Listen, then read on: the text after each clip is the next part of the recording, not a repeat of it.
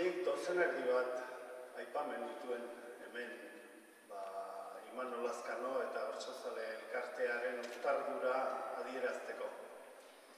Batetik, goiburua, jaialdiarena, Zubigintzan artista, eta Joserrak bukaeran esan duen irudi ezin hobea ez, bera etzanda jarri eta erreka ibaiak guk guztigabe gurutza genitzan, bera zubi bihurtzea.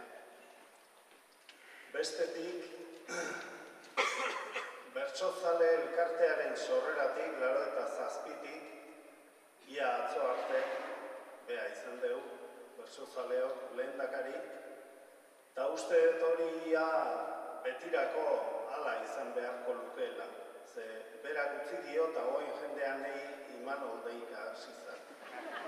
Orduan, lehendakari eta Imanol uste batera dijoa zela. Elkartearen hasiera urte haietan, etzan erresa, gu bezalako bandido kuadrilla bat, berak esango lukeen moduan, isilik eukitzen, konzentratzen, hitzein beharreko gaiei buruz bakarrik hizketara lerratzen. Eta Imanolek ematen zuen ezinbesteko laguntza, kuadrilla oso hura bateratzeko jorratu beharreko lerroak eta hildoak jorratzen jartzedin. Berazen nolabait esan behantzaia edo legamia, ogin masa hura bateratu eta egin beharreko lanetan jartzen zuena.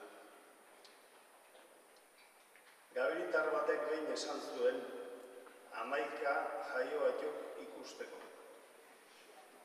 Eta Imanol 11 ikusteko jaio zen. Ez zuen asko usteko behar bada, duela 25 urte sortu eta eraikiteko labe hartatik, hainbeste labekada berri aterako zenik, plazak indar berrituko zituen talde indartsu eta kolore anitzetorik.